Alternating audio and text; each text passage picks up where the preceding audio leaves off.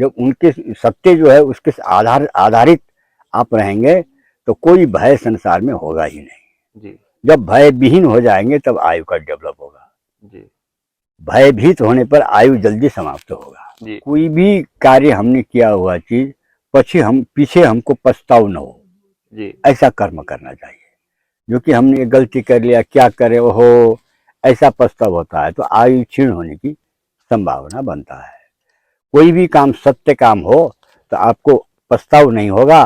पछताव आने वाला आ गया कि किसी ने दे भी दिया तो आपको ये आत्मविश्वास है कि हम सत्य पथ में हैं, इनके कहने से क्या होगा। विष्णु पितामह जैसे दुर्योधन के अनाज खाकर न्याय और अन्याय के लिए बोल नहीं पाते थे, ऐसा स्थिति में आप पहुंच जाएंगे। वृद्धावस्था तक जीने के लिए पहले तो सत्य से विचलित होना नहीं चाहिए। एक नंबर, सत्य से विचलित होना नहीं चाहिए। भले ही यहाँ के शारीरिक दुख कष्ट जैसे अभी भोगना पड़े, लेकिन सत्य विचलित न हो, ऐसा होना चाहिए, पहला नंबर। दूसरा नंबर, भविष्य रूपी चेतना विज्ञान के पास नहीं है। अगर ऐसा होता, विज्ञान के पास चेतना होता तो विश्व संहार करने के शस्त्र बनाकर न बैठता। अपने बनाया हुआ बम से अपने त्रसित है, फिर अरे अब ये तो गलत हो गया।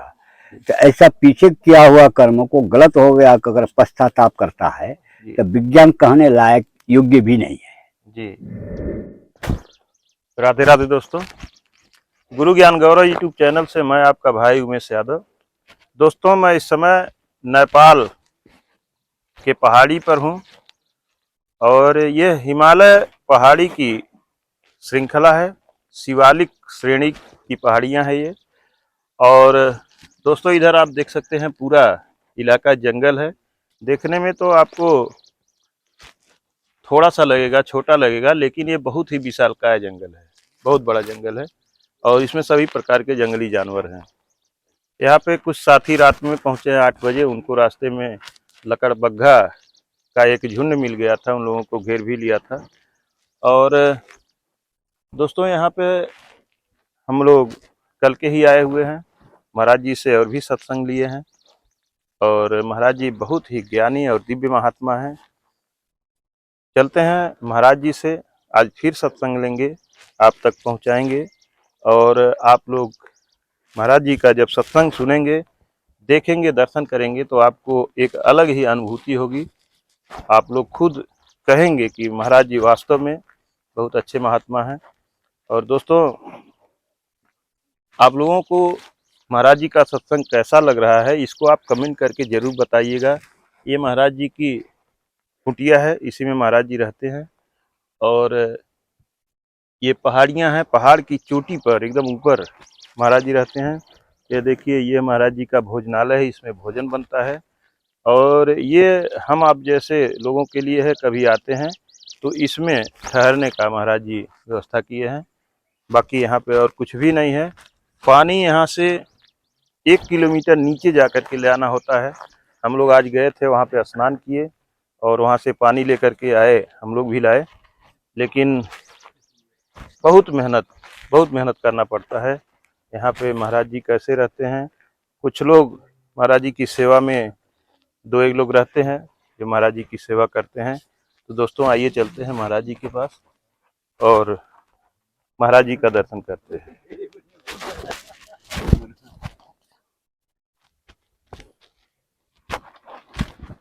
बैठा जाए।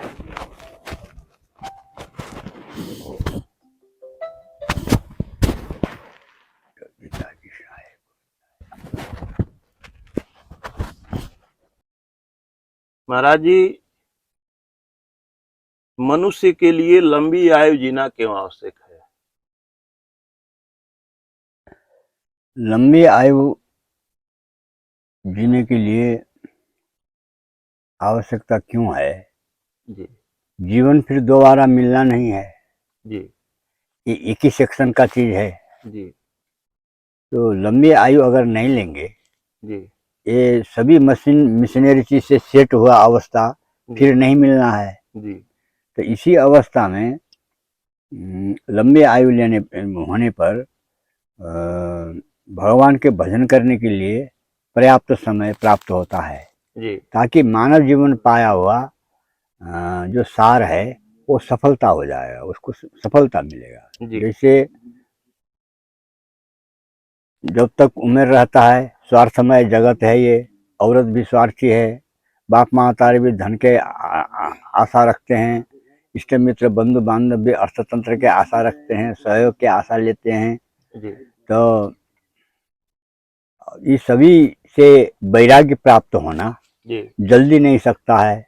वृद्ध होकर जिएंगे, पूर्ण आयु 100 वर्ष तक हम लोग जिएंगे यदि, तो 80 वर्ष से उधर जा कर के शरीर का क्षमता लो हो जाता है। जी तो जो शक्ति क्षीण हो जाता है, जब शरीर का पावर लो हो जाता है, तो अपने जिसको हम लोगों ने प्रेम किया था उन लोगों से तिरस्कार मिलता है, जी तब वैराग्य का उत्पत्ति होती है। जी तो उस टाइम में भगवान का थोड़ी सी भजन करने पर भी बहुत ही फलदायक होता है। इस कारण से वृद्ध होने तक जीना आवश्यकता है, जी। लंबी आयु लेना आवश्यकता है। जैसे महाराज जी हम इसलिए पूछे हैं कि पिछली बार जब पहली बार हम आए थे जी तो आपके द्वारा बताया गया था कि मेरी आयु कुंडली के अनुसार 45 वर्ष थी। 43 कितना? 43 43 साल, जी 43 ईयर थी। हाँ जी। तो आप तपस्या के बल पर अपनी आयु को फिर वनस्पतियों से, चंद्रमा से, वनस्पतियों से पहले आप कहे कि हमको लंबी आयु जीना है, जी आप के अंदर रोग शुरू हो गए थे तो वनस्पतियों ने हाथ खड़ा कर दिया।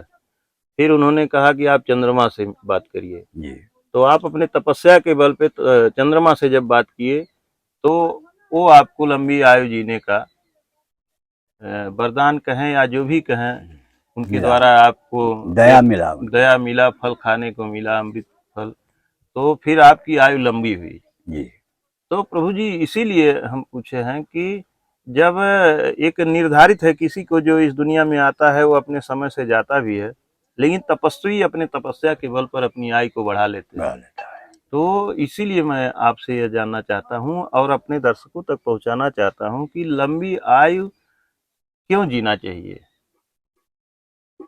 तो लंबी आयु इसलिए जीना चाहिए कि अपने हृदय में जो मेरा है ये कहकर जो हमने जिस चीज को हमने प्रेम करके रखा था, जी लंबी आयु होने पर, वृद्धावस्था तक जीने पर, वो जवानी में जो स्वार्थमय व्यवहार था वो समाप्त होकर के अब निस्वार्थता में संसार रमता नहीं है, लेकिन आपको रमने की मौका मिलेगा। जी ताकि जिसको मैं पुत्र कह रहा था, मैं मेरे भाई कह रहा था, मेरे लड़का कह रहा था, आज वो हमको वो संस्कार नहीं देता है जो हम पहले जवान रहें, जी जो किस्म से हमसे वो कुछ भय रखते थे, जी अब उनके भय हमको धारण करना पड़ता है उल्टा।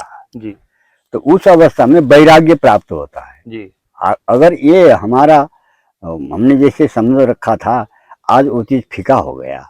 जी बोलूं तो हमसे बलवान है, जी कुछ करूं मारूं पीटूं तो हमसे बलवान है, जी कुछ कहूं तो कमा कर ले आकर खिलाता है। जी तो इस कारण से भीष्म पितामह जैसे दुर्योधन के अनाज खाकर न्याय और अन्याय के लिए बोल नहीं पाते थे, ऐसा स्थिति में आप पहुंच जाएंगे। जी पहुंच जाने पर आपको सच्चा ज्ञान होगा कि जी आहा संसार क्या है, कुछ भी नहीं रहा, लेकिन मैं धोखे में रहा।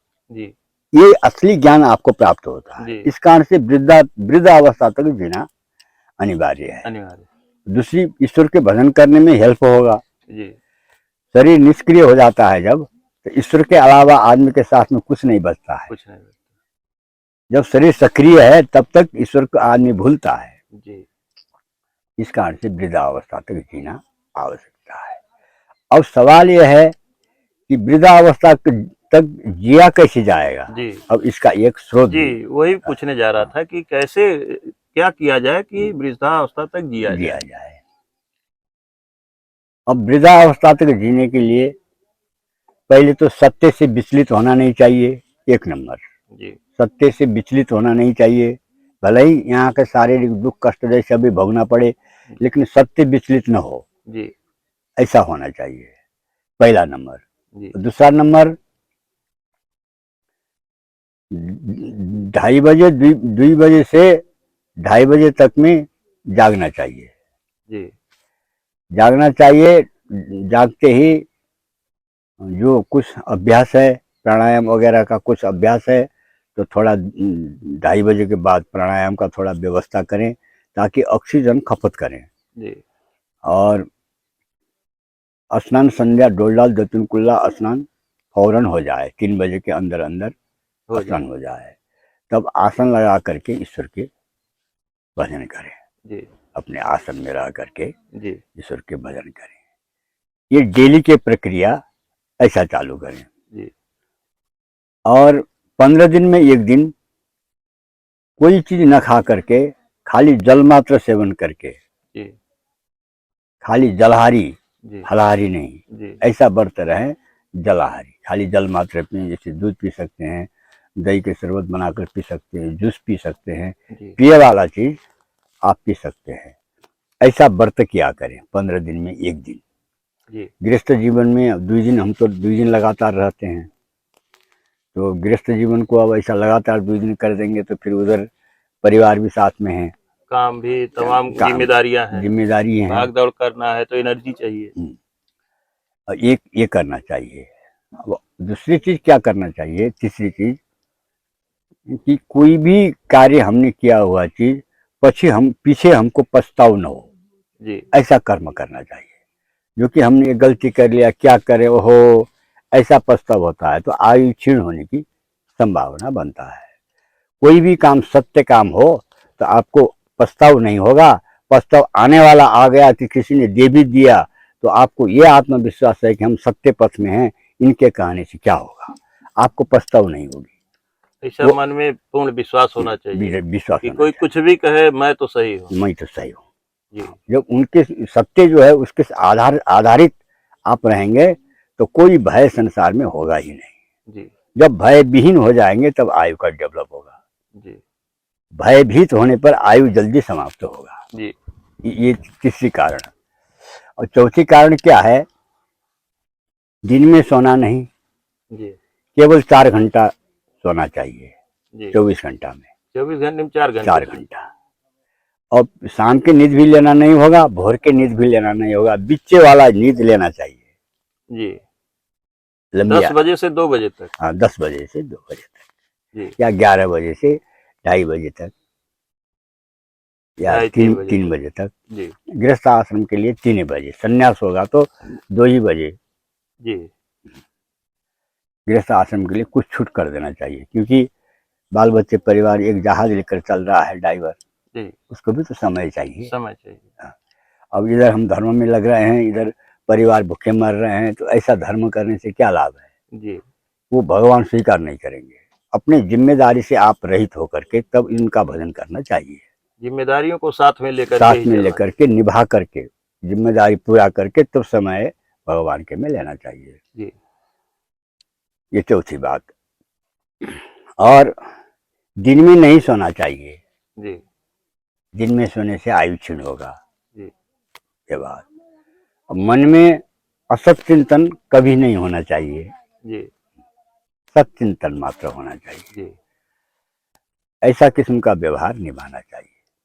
अब ये तो कर्मयोग के विषय हुआ, अब इसमें वनस्पति का भी सहारा लेना आवश्यकता है। महाराज जी, एक चीज बीच में पूछते हैं फिर आगे आप जारी रखेंगे। जी। जैसे डॉक्टर कहते हैं कि एक आदमी को कम से कम 6 से 8 घंटे नींद लेना चाहिए स्वस्थ जीवन के लिए, और संत महात्मा कहते हैं कि 24 घंटे में 4 घंटे ही सोना चाहिए।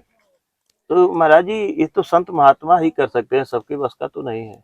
ये ऐसा है, जिज्ञासा होने पर सब कोई कर सकते हैं, जी जिज्ञासा न होने पर नहीं कर सकते हैं। बड़े से बड़े दुख को भी मैं निपटा लूंगा कहने का ऐसा साहस हिम्मत रहता है, जी वो आदमी कर सकता है। जी शरीर में कोई रोग लगने न देना चाहिए लंबी आयु लेने के लिए। फिर अश्विनी सूत्र, जी दिन में नहीं सोना चाहिए। तो महाराज जी, शरीर में रोग अपने हाथ में तो है नहीं।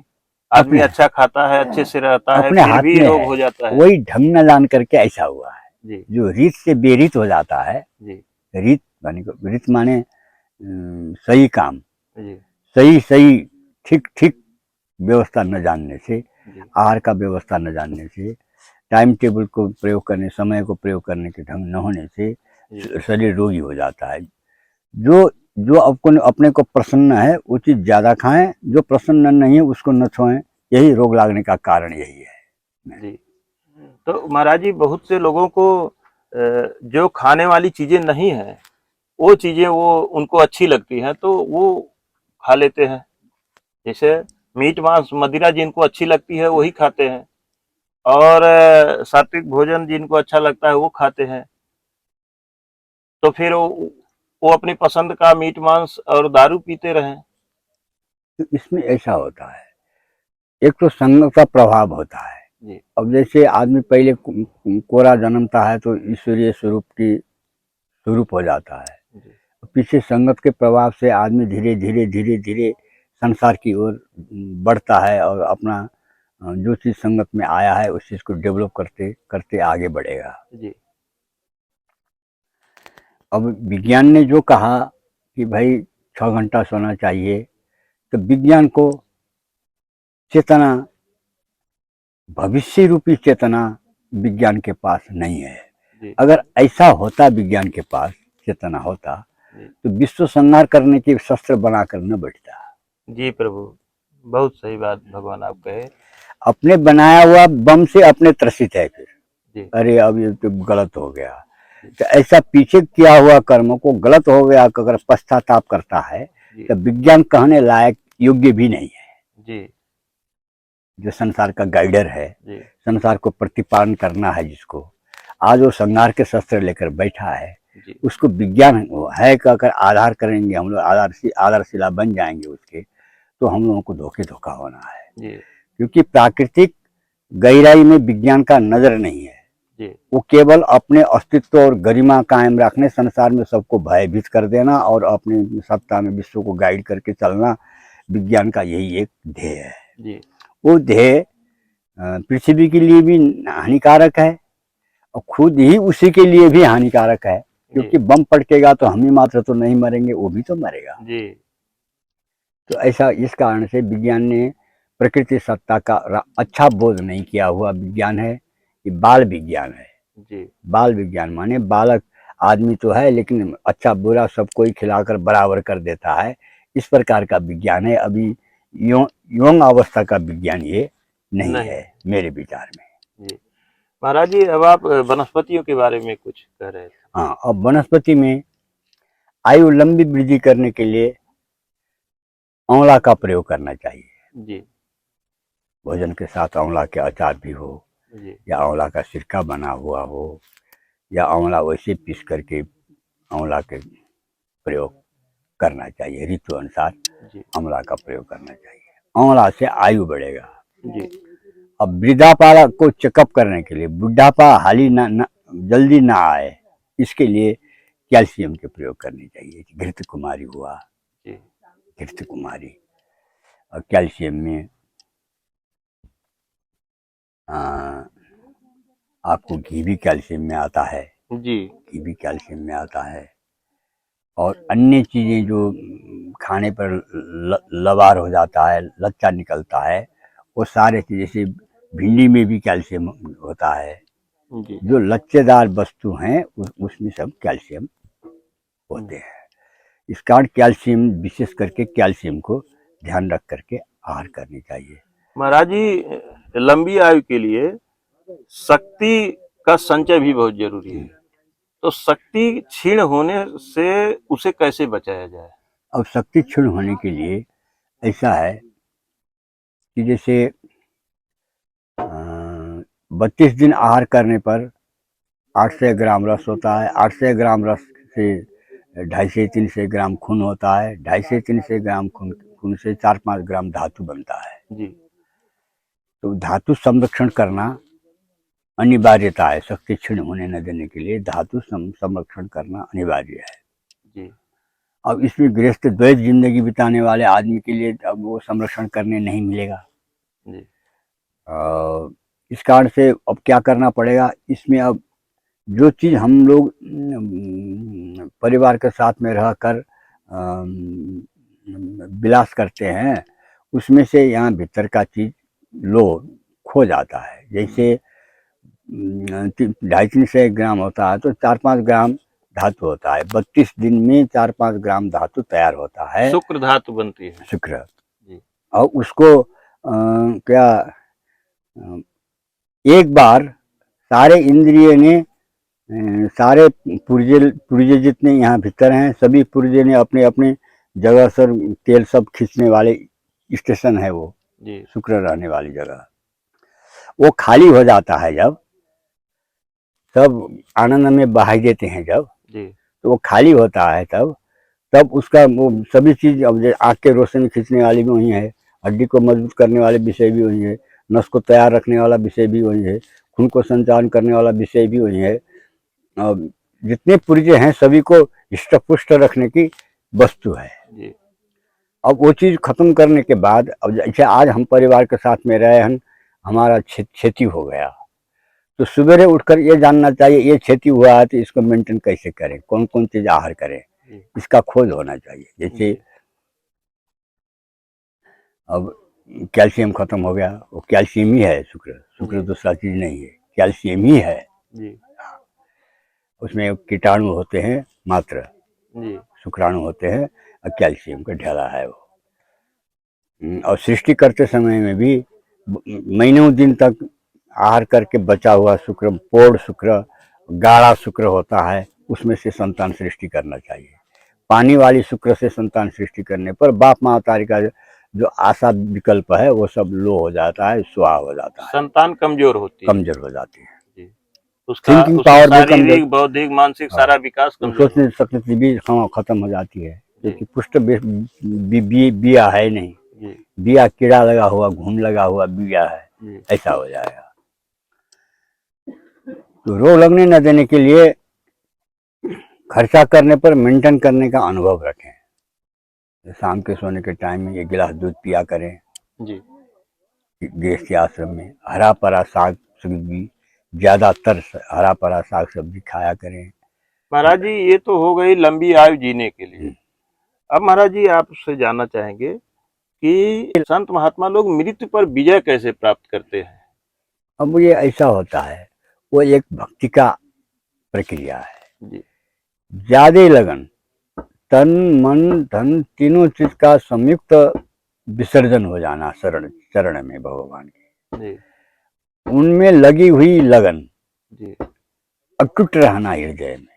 जी। आज कोई चीज आ गया तो वो चीज भूल गया, ऐसा नहीं। एक सिस्टम से उनकी भजन होना चाहिए, सच्चा आत्मा से ही प्रेम उद्गार होना चाहिए। इस प्रकार से प्रभु के भजन तो हर चीज में आवश्यकता है, लंबी आयु लेने के लिए भी और शक्ति क्षीण होने न देने के लिए भी।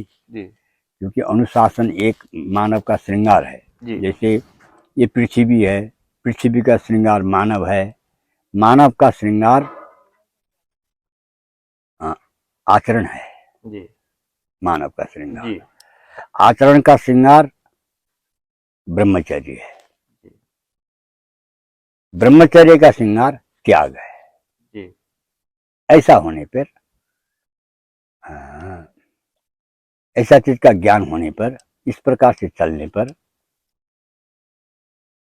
आयु लंबी होने में भी हेल्प होगा, आरोग्य रहने में भी हेल्प होगा, और शरीर के शक्ति क्षीण न होने के लिए भी, क्षीण होने में से भी बचाव होगा। मेन चीज आहार विहार शुद्ध होना चाहिए। गोश्त मछली अंडा इत्यादि से क्या हुआ तत्कालीन ताकत है, वो लंबी आयु की ताकत नहीं है, छोटी अवस्था का ताकत देता होगा वो। लेकिन आयु लंबी लेने के लिए और शरीर क्षीण होने न देने के लिए विशेष करके जमीन के नीचे के फल खाने का ऋतु और जमीन से ऊपर का चीज खाने का ऋतु का अध्ययन होना आवश्यकता है। 24 घंटा का रिसर्च होना आवश्यकता है। अब 15-15 दिन का भी अमावस्या पूर्णिमा होता है, इसका भी स्टडी करना आवश्यकता होता है। और 2 महीना ऋतु होते हैं, उनका भी स्टडी करना आवश्यकता होता है। 6 महीना में आयन होते हैं, आयन का भी अध्ययन करके तब साल भर की चीज कोटा आपका स्टडी पूरा होता है। जब साल भर का स्टडी पूरा होता है तो आप जो चाहेंगे सो चीज डेवलप कर सकते हैं जी। महाराज जी मानव जन्म मिलता है तो मानव जन्म का मुख्य उद्देश्य यही होता है, जैसा संत महात्मा बताते हैं कि हम चलते हैं, फिर भजन करेंगे, भक्ति करेंगे, ताकि इस जन्म मरण के बंधन से हमें हमेशा के लिए आज़ादी मिल जाए, मुक्ति मिल जाए। तो प्रभु जी, गृहस्थ जीवन में रह कर के भक्ति भजन उस तरह से हम लोग नहीं कर पाते। आदमी अपने जंजाल में उलझा रहता है। तो हम लोगों को गृहस्थ जीवन में रह करके भजन कैसे करनी चाहिए, क्या तरीका है, भक्ति कैसे करनी चाहिए? गृहस्थ गृहस्थ आश्रम में रहने वाले भक्त लोगों के लिए क्या करना चाहिए कि अ, जैसे पृथ्वी में सभी तीर्थ, सभी देवता, सभी गंगा, सभी संत, सभी विद्वान इसी पृथ्वी में आधारित है। जी। इस कारण सवेरे उठ करके हस्तरेखा देख कर करके हाथ को, ये हाथ से सारे काम होता है, अच्छा बुरा जो भी होता है, जी। तो इसको मंत्र पढ़ करके हस्त को प्रणाम करें, हाथ को प्रणाम करें कि हमारे सत्कर्म हो, हमसे इस असत हाथ से कोई गलत कर्म न हो। न हो। ये पहला ये होता है। थोड़ी छोटा नियम, फल बहुत बड़ा। गृहस्थ आश्रम को ये कर्म करना चाहिए। जी। और पृथ्वी में सभी चीज आधारित है। जी। सवेरे उठ करके पाँव नीचे रखने से पहले पृथ्वी के प्रणाम करें। जी। गृहस्थ आश्रम में ऐसा करेंगे तो पूरा तीर्थ का दर्शन हो गया आपका। जी। पूरा तीर्थ का पाँव पकड़ लिया, पूरा गंगा जी का पाँव पकड़ लिया, पूरा हिमालय के पाँव पकड़ लिया आपने, पूरा विद्वानों का पाँव पकड़ लिया, जितने गौ साधु संत हैं सभी का पाँव पकड़ लिया। आपको ऐसा अदृश्य भक्ति आपको प्राप्त होगा। जी। अदृश्य, आप जान तो नहीं पा रहे हैं फल क्या हो रहा है, जी। लेकिन उतने करने पर बहुत फल आपको सुरक्षित हो रहा है। जी। ये होना चाहिए। दूसरी तीसरी सवाल, अतिथि सेवा गृहस्थ आश्रम में, और विद्वानों की सेवा, संतों की सेवा गृहस्थ आश्रम में। अपने द्वार में आकर के कोई भी व्यक्ति कोई चीज अरदास करता है तो भले ही अपने कष्ट करके भी उसका पूर्ति कर देना, ये गृहस्थ आश्रम का सबसे बड़ी महत्व है। जी। सबसे बड़ी महत्व है, क्योंकि गृहस्थ आश्रम माने राजा राजर्षि आश्रम है। जी। राज ऋषि रहते हैं वहाँ। गृहस्थ माने राज ऋषि है। जी। राज ऋषि हैं, इनको लेना भी पड़ता है, देना भी पड़ता है, समझाना भी पड़ता है, कहीं बुझाना भी पड़ता है, कहीं भय भी दिखाना पड़ता है। राजा को जो ड्यूटी करना पड़ता है जी। वो गृहस्थ आश्रम में रह करके एक अभिभावक बच्चे के ऊपर ये प्रयोग करता है। जी। अब ये दूसरी वनस्पति तुलसी, अब जनावर में गौ पान करना, तुलसी घर में लगाना, तुलसी का पूजा होना, तुलसी के पाती का प्रयोग करना आरोग्यता के लिए भी हेल्प है। जी। और भगवान की भी लिखा है, अकाल मृत्यु हरणम सर्वव्याधि विनाशनम, पुनर्जन्म न विद्यते, श्लोक हमने भूल गया। दूसरा जन्म नहीं होगा, मुक्ति होगा। जी। तुलसी की ऐसा व्याख्या है। जी। इस कारण से उनके भी पूर्वज ने किया हुआ निर्णय को हम लोग खंडन करने न जाएं, उसको सही तरीका से यूटिलाइज करने की अभ्यास रखें। जी। खंडन करने न जाएं। दसों हजार वर्ष जिया हुआ इंसान ने बनाया हुआ अनुभव, लिखा हुआ अनुभव को हम 50-60 वर्ष में ही जाकर के आदमी जाकर के खंडन कर देंगे तो वो अत्युक्ति होगा। अब गृहस्थ आश्रम में दूसरा चीज भी है, माता पिता। जी। माता पिता का दिलो जान से सेवा होना, दिलो जान से अपने माता पिता को तकलीफ दुख न देना, जी। न होना चाहिए। ये गृहस्थ आश्रम का धर्म सूत्र में आधारित है। जी। और आने वाले अतिथियों का सेवा,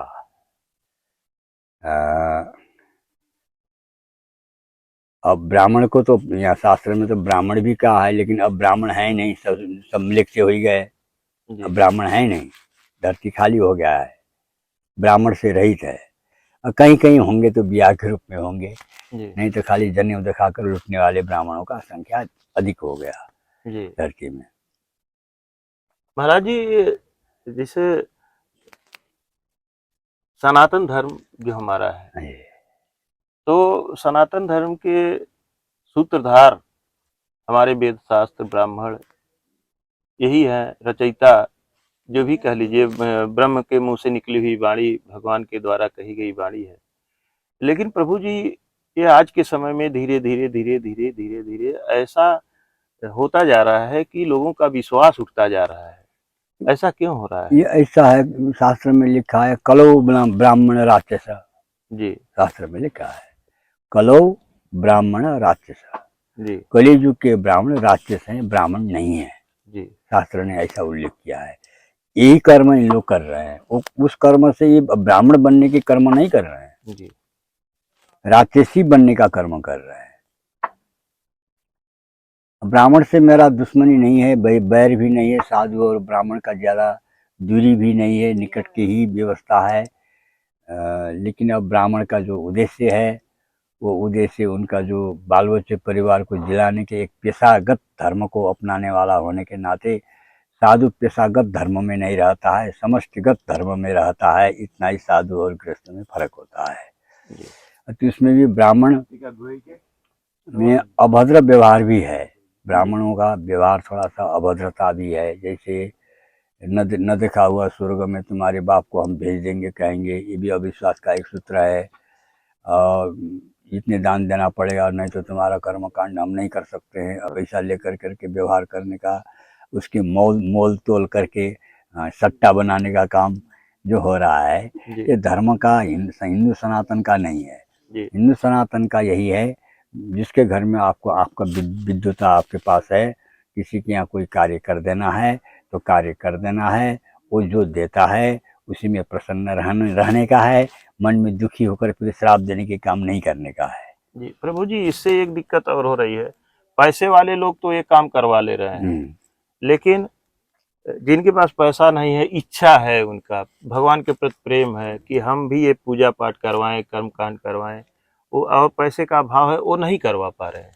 तो अब इसके लिए यहाँ भी ऐसे हो रहा है। यहाँ नीचे ब्राह्मण लोग हैं नेपाल में, यहीं नीचे जी 2 घर 4 घर है ब्राह्मण।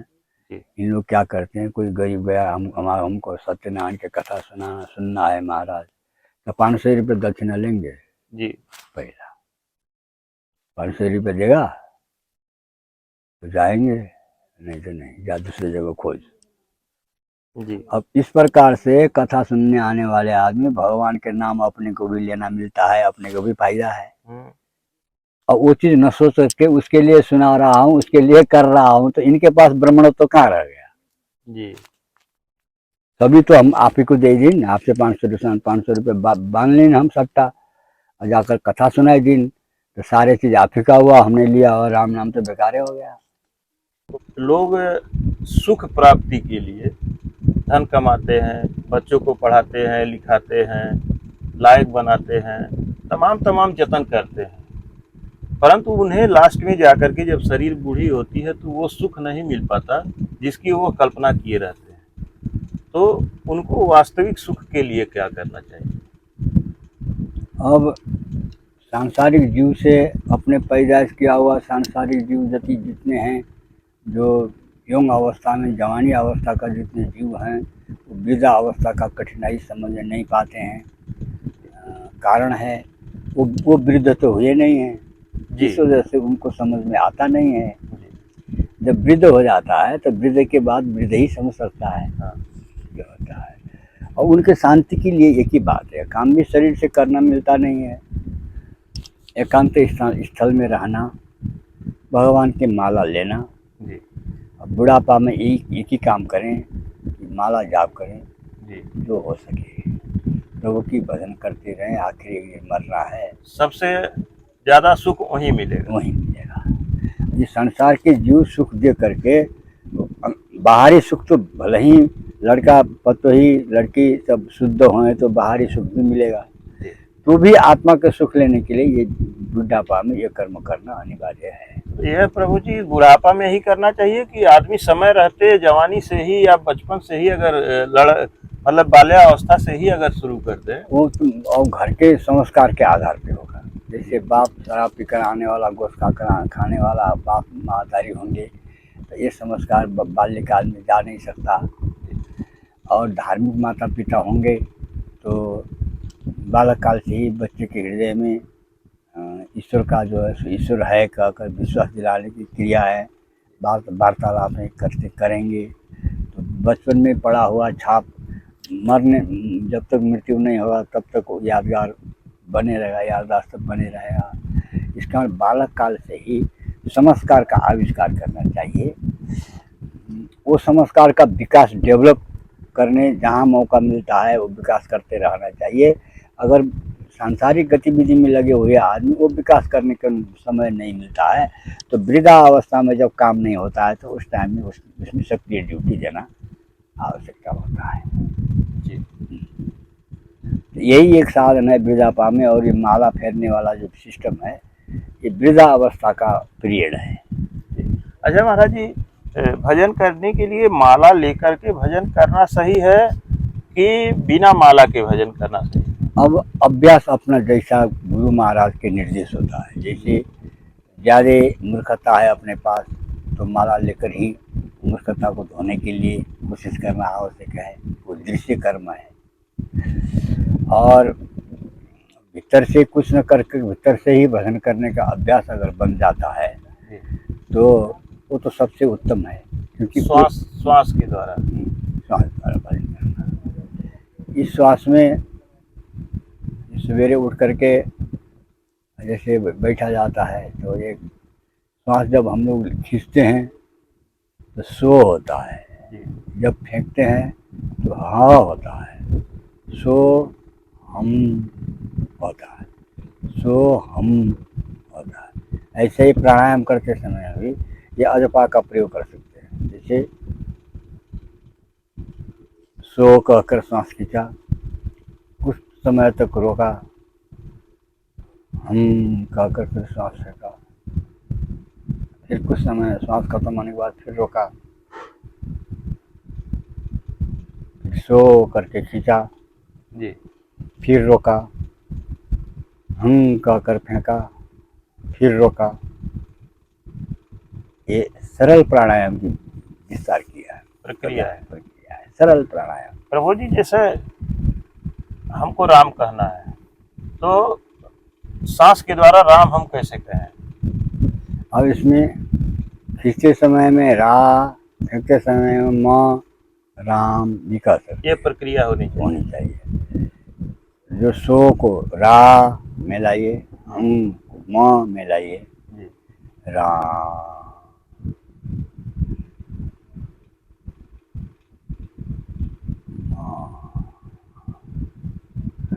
राम होता है, राम नहीं होता है। हम लोग शब्द जल्दी खत्म करने के लिए राम कह देते हैं। हाँ। राम शुद्ध होता है जी। राम, क्योंकि उसके हलंत नहीं है म के पीछे, इस कारण से राम नहीं हो सकता, राम होता है। दोस्तों, बहुत से लोग हमसे पूछते हैं कि सांस के द्वारा भजन कैसे की जाती है, तो क्योंकि मैं कहीं 2-1 बार वीडियो में बोल दिया था कि श्वास से भजन बहुत अच्छी होती है, मैं भी करता हूं, लेकिन बहुत लोगों ने पूछा कमेंट के माध्यम से।